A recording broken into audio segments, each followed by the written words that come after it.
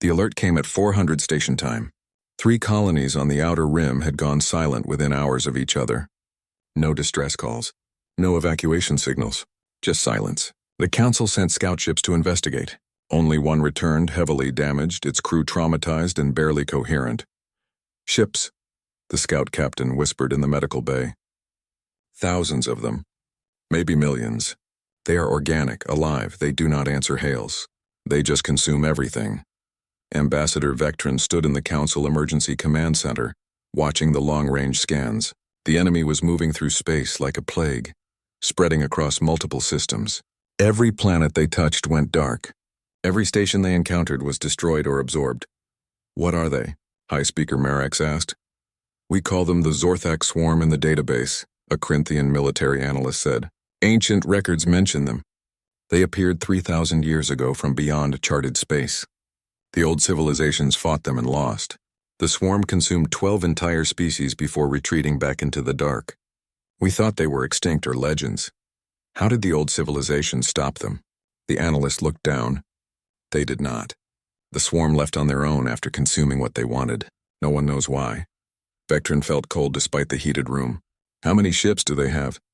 The scout captain saw thousands before retreating. Our deep space sensors suggest the main swarm has hundreds of thousands, possibly millions of ships. They travel as one massive organism. The Council mobilized its peacekeeping fleet. It was impressive by their standards. 500 ships well maintained and equipped with the best technology 3 centuries of peace could produce. They were designed to patrol, to show strength, to discourage conflict. They had weapons, but those weapons were meant to disable, not destroy. The fleet met the Zorthak swarm at the Kelvin system. The battle lasted 4 hours. The Council lost 123 ships. They disabled exactly 0 swarm vessels. The organic ships simply absorbed the disabling weapons and kept coming. When the fleet retreated, the swarm pursued, destroying 17 more ships before the survivors escaped to faster than light. In 2 weeks, the Council lost a quarter of its fleet. The swarm showed no interest in communication. They simply moved from system to system, consuming. Billions of beings evacuated their homes, fleeing ahead of the organic tide. The Council held emergency sessions every day, but what could they discuss? They had no weapons that worked, no strategies that succeeded, no experience with this kind of war. Captain Hyun received the casualty reports in her embassy office. Earth had sent relief ships to help evacuate refugees, but no military vessels yet. The Council had not asked. Even now, with their fleet being destroyed, many species were hesitant to invite human warships into the core systems. Admiral Siak changed that. He commanded Earth's 3rd Fleet, 27 warships that had been conducting exercises in human space. He sent a simple message to the Council. This is Admiral Siak of the United Earth Fleet. We have monitored the situation. Request permission to engage the Zorthak swarm. We can be at the front lines in 30 hours. The Council debate lasted 10 minutes. Councillor Prexith still argued against bringing human military might into Council space, but his voice was drowned out by others who had seen their fleets shattered. High Speaker Marix gave the authorization personally. Admiral Siak, you have permission to engage. Please save our people. The human fleet arrived at the Terran system, where the swarm was attacking a heavily populated colony world. The Council fleet was there too, what remained of it, trying desperately to protect the evacuation ships. They were losing. Swarm vessels surrounded the planet like a living net, cutting off escape routes. The Council fleet commander, a Velsharan named Kith, watched his sensors as the human ships emerged from faster than light. He had seen human vessels before, but never this many. They looked different from Council ships, harder, more angular, like they were designed for one purpose only. Human fleet, this is Commander Kith, he transmitted. The swarm has numerical superiority of approximately 50 to 1. Suggest you assist with evacuation rather than engage directly. Admiral Siak's response was calm. Commander Kith, pull your ships back to protect the evacuation. We will handle the swarm. Admiral, I do not think you understand. They have thousands of ships here. You will be overwhelmed. Commander, I do not think you understand. We are humans. We do not overwhelm easily. The human fleet did not scatter to defensive positions. They did not form a protective screen around the planet. They formed a spearhead and drove straight into the center of the swarm. Council officers watching from their ships stared in disbelief. It was suicide, insanity. 27 ships charging thousands. Then the humans opened fire. Human weapons were different. Council weapons were designed over centuries of peace meant to disable and discourage. Human weapons were designed through thousands of years of war, meant to destroy. Railguns accelerated projectiles to a percentage of light speed, punching through organic hulls like paper. Missiles carried warheads that detonated inside swarm vessels, tearing them apart from within. Laser arrays cut through multiple targets in seconds. The swarm reacted the way it always did. It swarmed. Thousands of organic ships converged on the human fleet, trying to overwhelm with sheer numbers. But the humans did not fight like the Council fleet. They did not try to disable or negotiate. They simply killed everything that came close. Lieutenant Commander Johann led a fighter squadron of 30 small craft. They were tiny compared to the massive swarm ships, but they moved like nothing the swarm had encountered. Each fighter was piloted by a single human, who made decisions faster than the swarm's hive mind could coordinate. They dodged, weaved, struck, and escaped before the organic ships could respond. Red Squadron, target the neural clusters on those big ones, Johann ordered. Blue Squadron, provide cover. Gold Squadron, hit their coordination nodes. The human fighters worked as a team, but each pilot operated independently. The swarm tried to predict their movements and failed. Every pattern it recognized changed before it could counter. Every tactic it adapted to was already replaced by something new. Human pilots had trained for years in simulations that assumed every fight would be desperate and outnumbered. This was exactly what they prepared for. On the flagship Indomitable, Admiral Siak watched the battle displays. The swarm was adapting, creating larger ships to counter human firepower. All vessels target the command ships. Cut off their coordination. The human fleet shifted tactics instantly. Instead of fighting the entire swarm, they focused on the largest vessels, the ones directing the hive mind. It was a human strategy from thousands of years of warfare. Cut off the head and the body dies. But the swarm did not die easily. When the large ships were destroyed, smaller ones took over. The organic vessels began forming clusters, protecting each other. They were learning, adapting to human tactics. Admiral, Captain Minji reported from the Relentless. They are evolving their formations to counter our attacks. Then we evolve faster, Siak replied. Boarding teams, prepare for insertion. Commander Kith, still watching from his council ship, could not believe what he was hearing. Admiral, you cannot board those ships. They are organic. They will absorb your teams. Commander, on Earth we have been dealing with organic threats for our entire history. We know how to kill things that adapt. Assault shuttles launched from 3 human destroyers. They carried Marines in sealed armor, equipped with weapons designed to fight in any environment. The shuttles punched through swarm hulls and deposited teams inside the living ships. Lieutenant Taeyang led his team through the interior of a swarm vessel. The walls were organic, pulsing like flesh. The air was toxic. The passages shifted and changed as the ship tried to trap them. But the Marines had trained for this. On Earth, humans had fought in jungles, underwater, in burning buildings, in poisoned cities.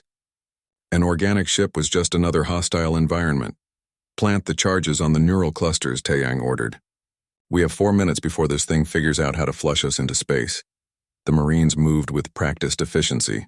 They found the nerve centers by following the electrical patterns in the walls. They placed explosive charges in precise locations. They evacuated back to their shuttles with 30 seconds to spare. The charges detonated and the massive swarm ship convulsed and died. Across the battle space, the same tactic repeated. Human boarding teams hit a dozen large swarm vessels simultaneously. When those ships died, their sections of the swarm became disorganized. Human ships exploited the chaos, tearing through the confused organic vessels. The battle lasted 6 days. The human fleet fought continuously, rotating crews for rest while maintaining pressure on the swarm. They adapted to every evolution the enemy created. When swarm ships grew armor, humans used armor-piercing weapons. When the swarm created interceptors, humans deployed countermeasures. When the swarm tried to retreat, humans pursued and destroyed every vessel they could catch. On the 6th day, the remaining swarm vessels fled into deeper space. They had lost more than half their numbers. The human fleet was battered and exhausted, but they had won. The Tehran system was safe. The colony world was saved. Admiral Siak stood on his bridge looking at the casualty reports. Taeyang knelt down to her level. That is what we do. We protect people who see the emergency council session began at dawn, measured by the station's artificial day. Representatives from all 47 species filled the chamber, but the atmosphere was different now. 6 months ago, humans had been curious newcomers, weak but charming. Now they sat in their section while other species whispered and stared. Ambassador Vectrin stood with the human delegation. He had volunteered to help them, feeling somehow responsible for bringing humanity into a galaxy that was not ready for them, or perhaps a galaxy that humanity was not ready for. He was no longer sure which was true. High Speaker Marax called the session to order. The chamber fell silent. We gather to discuss the incident at Terran 7. Captain Minji of Earth, please stand. Minji stood, her uniform pressed and perfect despite the long journey back from Terran 7. She showed no fear, no shame, no uncertainty. She simply waited. You violated council protocols, Marax said. You used combat drives in a situation where diplomacy had not been exhausted. You engaged in military action without council authorization. You destroyed a Skrull vessel. These are serious violations. With respect, High Speaker, Minji said calmly. 300 civilians were being murdered while the council debated. The Skrull were broadcasting their atrocities. How many more would have died while we waited for negotiators? A Velsharan counselor named Prexith stood up. His scales flushed red with anger. That is not the point. We have protocols for reasons. Violence should always be the last option, used only after all other methods fail. They were killing children, Minji said. Her voice remained calm, but something in her eyes changed. They were laughing while they did it. At what point would you have considered diplomacy exhausted? That is for the council to decide, not individual captains. Prexith shouted. You humans came into our galaxy and immediately resort to violence. You defeated our warriors in ritual combat, which we accepted. But now you show your true nature. You are warmongers, violent, dangerous.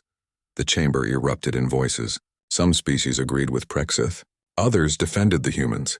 The colonists from Terran 7 had sent messages of gratitude, but that did not ease the fear many species felt. Humans had shown capabilities that should not exist in a peaceful galaxy. Captain Hyun stood slowly.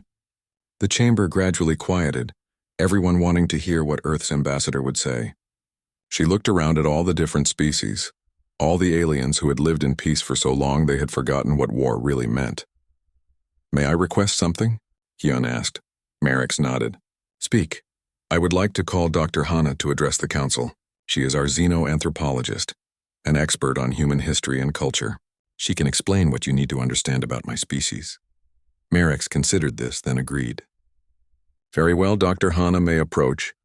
Dr. Hana was older than most of the human delegation. Her hair was gray, her face lined with age. She had studied human history for 40 years before Earth reached the stars. She carried a small data device which she activated, and holographic displays appeared around the chamber. Members of the council, Hana began. You are afraid of humans. I understand why. In 6 months we have shown capabilities that disturb your peaceful civilization. But you fear us because you do not understand us. Let me show you what humans are. The holographic displays changed. Images appeared from Earth's history. Ancient warriors with spears and shields. Medieval knights in armor. Soldiers from more recent wars. Weapons of every type. Battles, destruction, death. Humans have been at war for our entire history, Hana said. We fought over territory, resources, beliefs, and sometimes for no good reason at all. We created weapons designed specifically to kill other humans as efficiently as possible.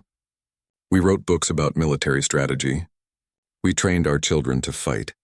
War was not an occasional thing for humans. It was constant. The images kept changing. Massive battles involving millions of soldiers, cities destroyed by bombs, weapons that could level mountains. The council members watched in growing horror. This is what you brought into your galaxy, Hana continued. A species that spent 10,000 years perfecting the art of killing. We have fought with stones, spears, swords, guns, bombs, and weapons so terrible, we created rules to stop ourselves from using them. Counselor Prexith stood again. Then you prove my point. You are a species of monsters. How can we trust you? Hana turned to face him directly. Because we learned. Eventually, we looked at all the death and destruction and decided it had to stop. We created the United Earth government. We ended wars on our planet not because we became weak, but because we became wise. We learned that fighting should only happen when absolutely necessary. Yet you fight so easily, Prexith argued. No, Commander Jinho said, standing up. We fight when talking fails. Not easily. Necessarily. Marex gestured for Jinho to continue. The human commander walked to the center of the chamber, standing next to Dr. Hana. I will tell you something about Earth, Jinho said. My planet tried to kill me from the day I was born. The weather could freeze me or cook me. Diseases attacked my body. Predators hunted my ancestors. We had no armor, no claws, no venom.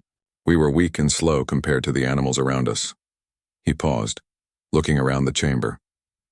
But we had brains. We learned to make tools. We learned to work together. We learned to adapt.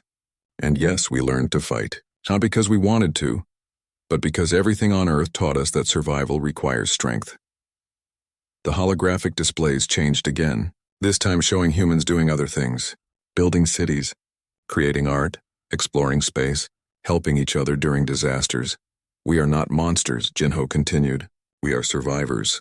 Every human carries the legacy of ancestors who refused to give up, who faced impossible odds, who fought when they had to and built when they could. You see us use violence and think it defines us, but violence is just a tool we learn to use. Like any tool, it has proper applications, Dr. Hana spoke again. The Skrull were murdering innocents. Captain Minji had a choice.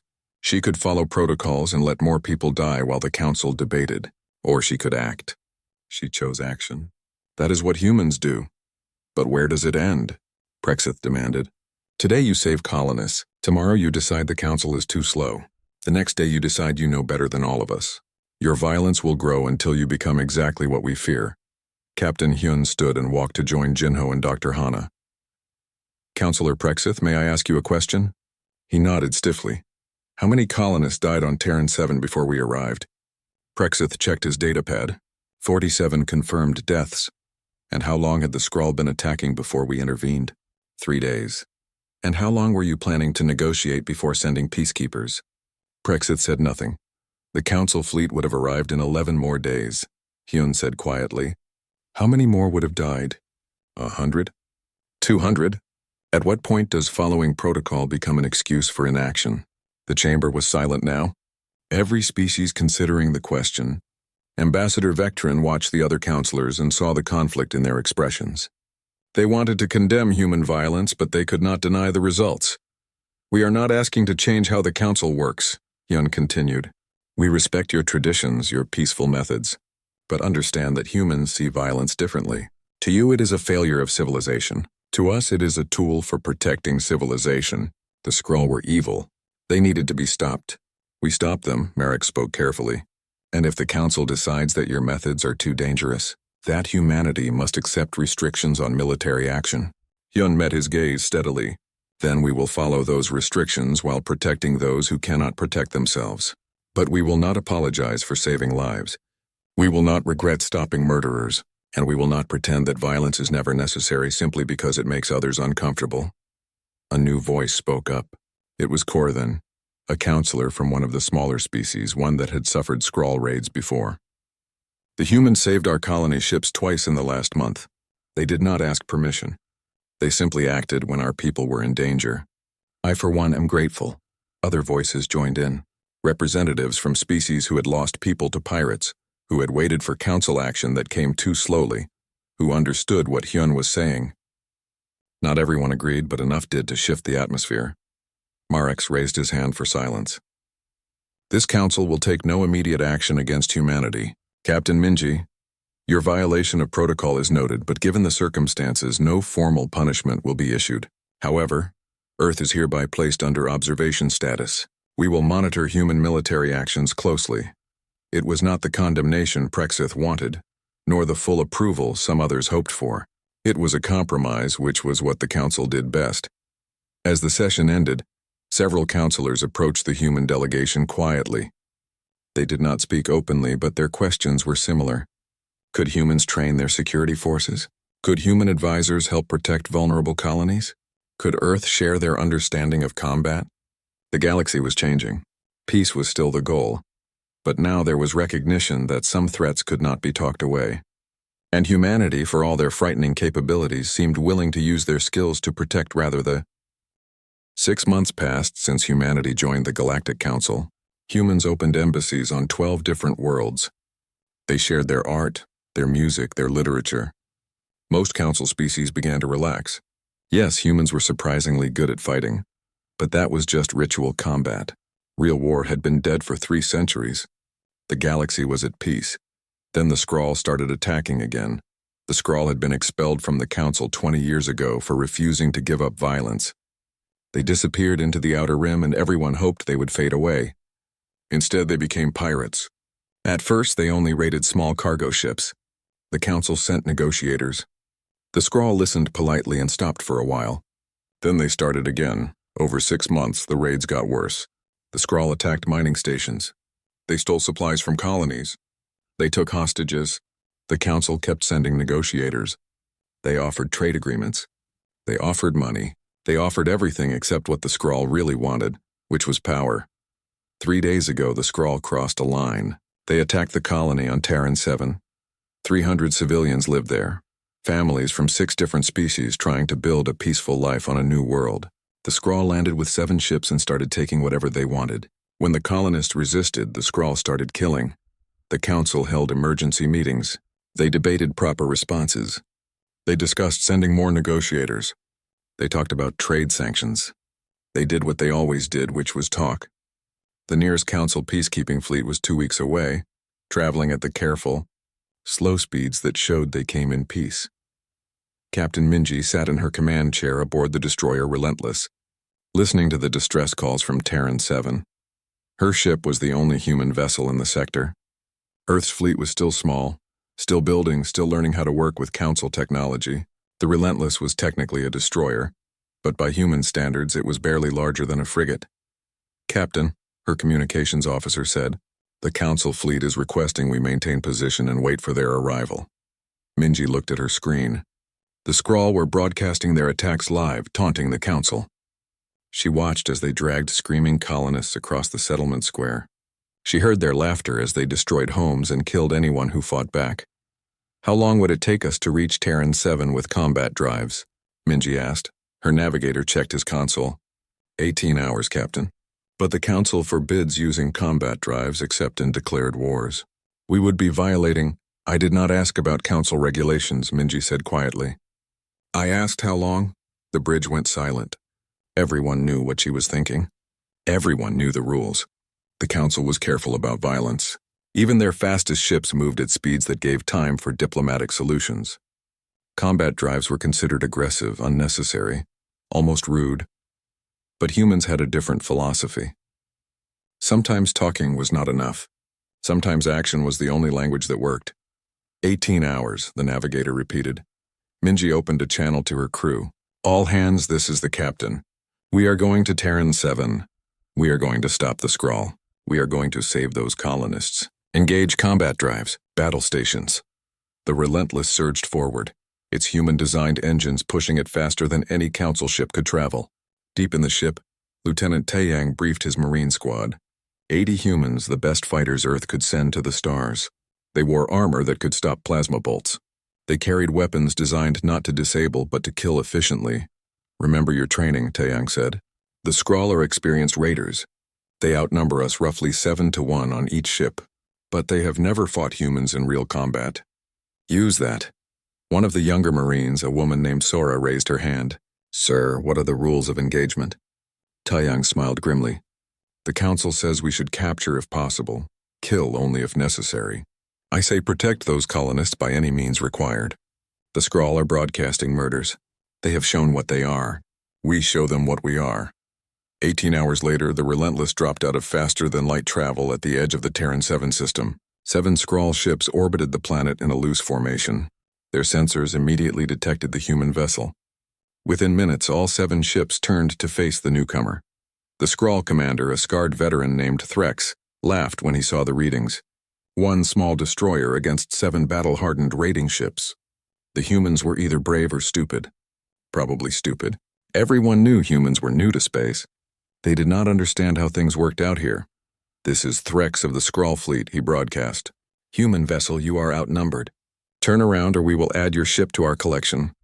Captain Minji stood on her bridge watching the scrawl ships on her screens. She opened a channel, but not just to Threx. She broadcast on every frequency, making sure every scrawl pirate could hear. She wanted the entire sector to hear. This is Captain Minji of the human destroyer Relentless. You are holding innocent colonists hostage. You have murdered civilians. You have one chance to surrender. Release the colonists, abandon your ships, and submit to council justice. Threx laughed harder. Or what, little human? You will scold us? Send us strongly worded messages? Minji smiled. No one on the scrawl ships could see it, but her crew did. They had seen that smile before during training exercises. It was not a happy smile. No. We will do what humans do when talking fails. We will show you why Earth needed rules of war. The Relentless launched 4 assault shuttles. They moved faster than scrawl targeting systems could track, using human technology that the Council considered too aggressive to develop. Each shuttle carried 20 Marines.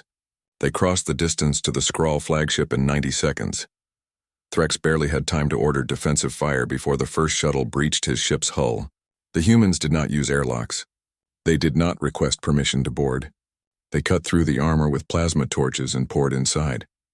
What happened next was recorded by the Relentless and broadcast across open channels. Captain Minji wanted every pirate in the sector to see. She wanted them to understand that the galaxy had new players now, players with very different rules. Lieutenant Taeyang led the assault on the flagship. The Skrull outnumbered his team 3-1, but numbers did not matter. The Skrull were raiders, bullies who preyed on peaceful colonists. They had never faced real soldiers before. They had never fought humans. The Marines moved through the ship in perfect formation, 2-person teams covering each other. Precise shots that dropped Skrull before they could react. The humans used smoke grenades, flashbangs, and tactics the Skrull had no counter for. They moved like water, flowing through corridors, never staying in one place long enough to be pinned down. The Skrull tried to fight back. They fired wildly, hitting their own crew members. They tried to set up defensive positions, but the humans outflanked them. They tried to retreat, but the humans anticipated every move. These were not Council peacekeepers trained in gentle methods. These were warriors from a world that had spent thousands of years perfecting the art of combat. 11 minutes after the breach, Lieutenant Taeyang stood on the flagship's bridge. Threx lay on the floor, hands secured behind his back, 3 of his crew unconscious around him. The rest had surrendered the moment they realized they could not win. Flagship secured, Taeyang reported.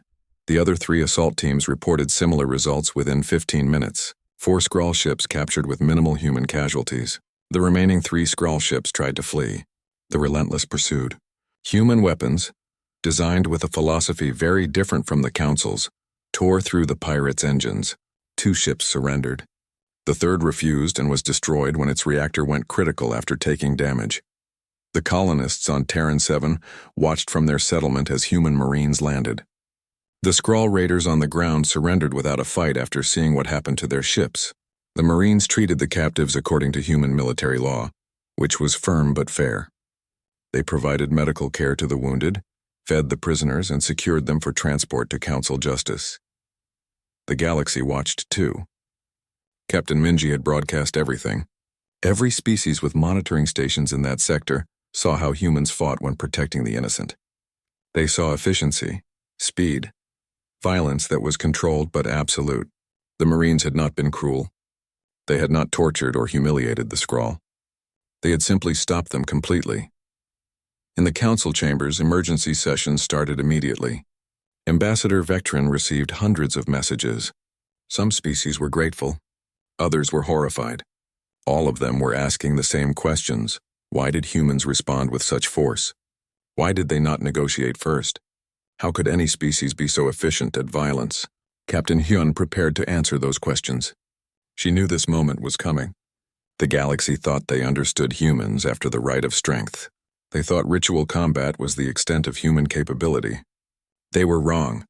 The ritual combat was humans being gentle. This was humans doing what they were really designed to do. On Terran 7, a young colonist approached Lieutenant Taeyang as his team prepared to leave. She was a Vel Sharan child, barely old enough to remember the attack. "Thank you for saving us," she said quietly. The arena floated in neutral space. A massive structure built centuries ago when the galaxy still remembered war. Now it served a different purpose. The rite of strength was tradition, ceremony, theater. Real fighting had been gone for so long that most species saw it as entertainment. 100,000 beings filled the seats. Every council species sent representatives. Some came out of curiosity, others came to see the new humans humbled. A few came because they genuinely wanted to welcome Earth to the galactic community, but none of them expected what was about to happen. Commander Jinho walked into the preparation room. The space was designed for warriors of all shapes and sizes. Gorthak champions had waited here. Corinthian fighters had meditated here. Velsharan duelists had prepared their minds here. Now a human stood in the center of the room, rolling his shoulders and stretching his legs. Horvex entered, his massive frame filling the doorway. The Corinthian stood nearly 3 meters tall, his body covered in thick muscles. He looked down at Jinho and tried not to show pity. The human was so small, so thin. His arms looked like they could snap like twigs. "Commander Jinho," Horvex said, "I am the coordinator for today's rite. I must explain the rules." Jinho nodded. "I am listening. The combat continues until first blood or submission. Death is strictly forbidden. If you kill your opponent, humanity will be expelled from the council immediately. Do you understand?" "I understand. The arena can adjust for different environments. You may request changes for each match. Your opponents will be selected randomly from volunteers." Horvex paused. "You may withdraw at any time. There is no shame in recognizing when you are outmatched." Jinho smiled. It was a strange smile. "How many opponents should I expect?" "Most species fight 3 to 5 matches. Some fight more if they are particularly skilled." Horvex leaned down slightly. "Between you and me, human, perhaps aim for one good showing. That would be enough to honor your species." "Thank you for the advice," Jinho said. His face showed nothing. His body remained relaxed. To Horvex, he looked like someone who had already accepted defeat. The arena floor was massive, easily 50 meters across. The ground was covered in sand that could absorb blood without staining. Medical teams waited at the edges, ready to treat injuries. In 300 years of rites, no one had died. Fights were quick, clean, and rarely serious. Jinho walked onto the arena floor. The crowd noise hit him like a wave. Cheering, shouting, the strange sounds of dozens of different species all talking at once. He looked up at the seats and saw them. Aliens of every shape and size. Some had 4 arms. Some had no arms at all. Some were huge, others small. But all of them were watching him. Captain Hyun sat in the human delegation section with Lieutenant Yuna and the rest of the crew. Vectrin had joined them, wanting to offer support when things went badly. He noticed that none of the humans looked worried. In fact, Yuna was smiling. "Are you not concerned?" Vectrin asked quietly. "For Jinho?" Yuna shook her head. "No, but he is so outnumbered, so outmatched in size and strength." Yuna looked at Vectrin with kind eyes. "Ambassador, did you know that on Earth, the most dangerous predator is not the largest or strongest? Humans hunted creatures 10 times our size. We brought down animals with claws and fangs that could tear us apart. We did not win by being bigger. We won by being smarter." Before Vectrin could respond, a door opened on the opposite side of the arena. A Gorthak warrior emerged. The crowd roared with approval. The Gorthak were famous fighters, respected across the galaxy for their natural armor and strength. This warrior was named Kreltok, and he had won 12 rights in his lifetime. Kreltok stood nearly twice Jinho's height. His skin was thick like leather armor, a dark gray color that seemed to absorb light. His hands ended in claws that could shred metal. He weighed easily 3 times what Jinho weighed. He looked down at the small human and felt almost guilty. This would be over in seconds. Horvex's voice boomed across the arena. "Let the rite of strength begin." Kreltok charged immediately. It was standard Gorthak strategy. Use size and strength to overwhelm the opponent quickly. He raised his massive arm, claws extended, ready to force the human to submit with a single strike near his shoulder. First blood. Quick and merciful. Jinho did not move like someone about to be defeated.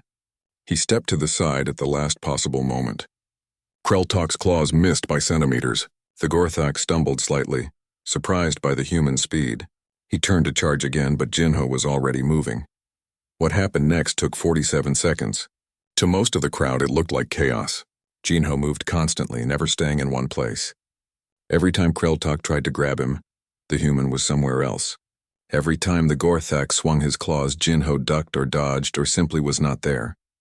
But Vectrine, watching carefully, saw something different. Jinho was not just avoiding attacks. He was studying, learning. Every dodge put him in a better position. Every movement forced Kreltok to turn awkwardly or overextend. Then Jinho struck. He moved inside Kreltok's reach, too close for the big claws to work properly. His hands moved faster than Vectrine could follow. He grabbed Kreltok's arm, twisted it in a way that made the Gorthak cry out in pain and used the alien's own weight against him. Kreltok fell hard. Before he could rise, Jinho had his arm locked in a position that made any movement agony. "Submit," Jinho said quietly, "or I break it." Kreltok tapped the ground with his free hand. The universal signal for submission. The crowd fell silent. This was not supposed to happen.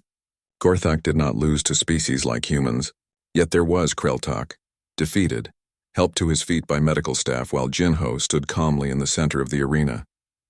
The second fight began 10 minutes later. A Velsharan warrior this time, faster and more agile than the Gorthak. The Velsharan used speed and precision. The fight lasted 60 seconds. Jinho won. The third opponent was a Corinthian, even larger than Kreltok. The fourth was a Keltorian who could partially shift into energy form. The fifth was a Thex warrior with forearms and natural swords growing from their forearms. One by one, they entered the arena. One by one, they submitted. Jinho adapted to each fighting style. Against strength, he used leverage. Against speed, he used timing. Against multiple limbs, he used focus. He never wasted energy. Every movement had a purpose. He struck joints, pressure points, places where even armored species were vulnerable. He did not try to overpower anyone. He simply made it impossible for them to continue. By the 8th match, the crowd had stopped cheering. They watched in something like fear. This small, fragile human was defeating some of the galaxy's finest warriors. Not through luck. Not through tricks. Through pure skill. By the 10th match, volunteers stopped coming forward. No one wanted to be the next warrior carried off the arena floor.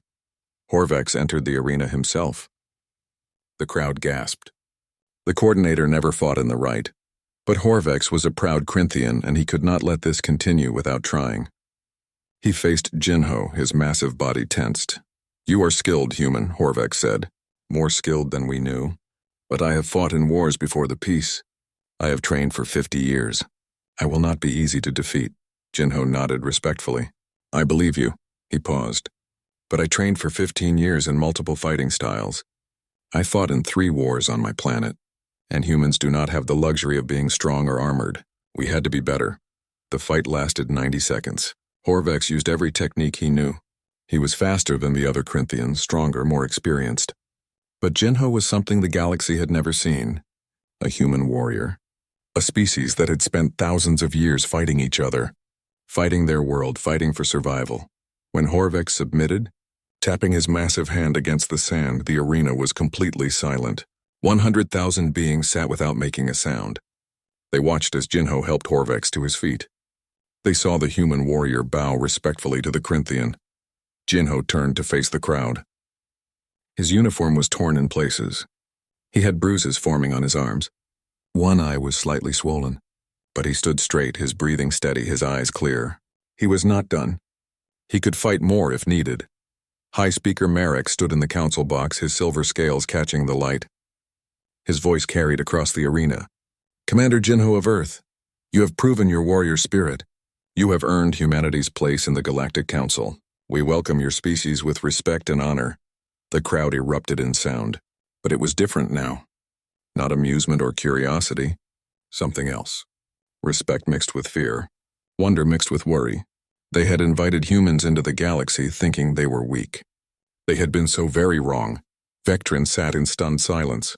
Next to him, Captain Hyun stood and smiled. "I told you to watch carefully," she said softly. "Welcome to humanity, Ambassador. We are not what we seem." The conference room aboard the Althean flagship stretched wider than most human buildings. Ambassador Vectrine stood at the center, his 4 eyes scanning the holographic displays that floated around him. Each screen showed data about the newest discovery in the outer rim of the galaxy. A species called humans. A planet called Earth. Vectrine's assistant, a young Althean named Kix, brought up more images. The humans looked strange to Vectrin. They had only 2 eyes, no natural armor, no claws, and no venom sacs. Their skin seemed thin and vulnerable. According to the scans, they could be hurt by their own planet's weather. They needed special suits just to survive in different climates. They are very weak, Kix said, reading the report. Their bones break easily. They have no natural weapons. Their teeth cannot even pierce tough hide. Vectrin nodded slowly. The galaxy had 47 species in the Galactic Council. Each one brought something special. The Corinthians had incredible strength. The Vel'Sharans could survive in extreme temperatures. The Gorthak had armor-like skin that stopped most weapons. What could humans possibly offer? Their technology? Vectrin asked. Basic, Kix replied. They only discovered faster-than-light travel 20 years ago. Their weapons are primitive. Their ships are slow by our standards. Vectrin felt a mix of pity and curiosity. The Council had not seen a new species in almost 50 years. Even if these humans were weak, they deserved a chance. The galaxy was peaceful now. War had ended 3 centuries ago. Every conflict was resolved through talking or through ritual combat. Perhaps humans could be teachers or artists or researchers. Not every species needed to be warriors. Send them an invitation, Vectrin said. Let them come meet the Council. 3 weeks later, Captain Hyun's ship appeared near the Council station. The human vessel looked clunky and rough compared to the sleek Althean ships. It moved slowly, carefully, like someone learning to walk. Vectrin smiled at that. These humans were so new to space travel, so innocent. The airlock hissed open and Captain Hyun stepped through. She was small even for a human. Her black hair was tied back neatly. She wore a simple uniform with strange symbols on it. Behind her came 5 more humans, all looking around with wide eyes. Welcome, Vectrin said, using the translation device. I am Ambassador Vectrin of the Althean Collective. On behalf of the Galactic Council, we greet humanity. Hyun smiled and bowed slightly. Thank you, Ambassador. We are honored to be here. This is my second-in-command, Lieutenant Yuna, and my crew. The welcoming ceremony began. Representatives from 12 different species attended. They all wanted to see the new humans. Vectrin watched as the other aliens studied the humans with barely hidden amusement. He heard whispers. So small. So fragile. They looked like they would break in a strong wind. To their credit, the humans remained polite and friendly. They asked questions about the Council, about other species, about how the galaxy maintained peace. They seemed genuinely interested and eager to learn. Then came the demonstration. Each species was expected to show something unique about their culture. The Corinthians demonstrated their strength by lifting massive weights. The Gorthak showed their natural armor, which could stop plasma bolts. The Vel'Sharans survived in a chamber heated to temperatures that would melt steel. When it was humanity's turn, Lieutenant Yuna stepped forward. We would like to show you something from Earth, she said. We call it martial arts. It is how humans have trained their bodies for thousands of years. The aliens watched with polite interest. Yuna moved to an open space. She stood very still for a moment. Then she began. Her movements were fast and precise. She kicked and punched the air, her body flowing like water. She jumped and spun, her feet striking invisible targets. The display lasted 5 minutes, and when she finished, she was barely breathing hard. The aliens clapped politely. Vectrin saw some of them exchange amused glances. Yes, it was impressive for such a weak species. But compare it to real strength? Real natural weapons? It was like watching a child play pretend. Very nice, Horvex the Corinthian said, his voice deep and rumbling. For your species, quite remarkable. Hyun smiled, but Vectrin thought he saw something flash in her eyes, something that disappeared as quickly as it came. The council meeting happened the next day. 47 species sent representatives. The chamber was enormous, with each species having their own section designed for their needs. The humans sat in a simple area with basic chairs. They looked tiny compared to the massive Corinthians or the floating Keltorians. High Speaker Marex, a Vel'Sharan with silver scales, addressed the chamber. We have reviewed Earth's application to join the Galactic Council. The humans are a young species, but they show promise. However, before we can grant full membership, they must complete the Rite of Strength. Hyun stood up. What is the Rite of Strength? It is tradition, Marex explained. Each species must demonstrate their warrior spirit. You will send one champion to fight in the arena. They will face opponents from other species in ritual combat. First blood or submission ends each match. It is how we honor the warrior past of all species while showing we have moved beyond war. Vectrin watched Hyun's face.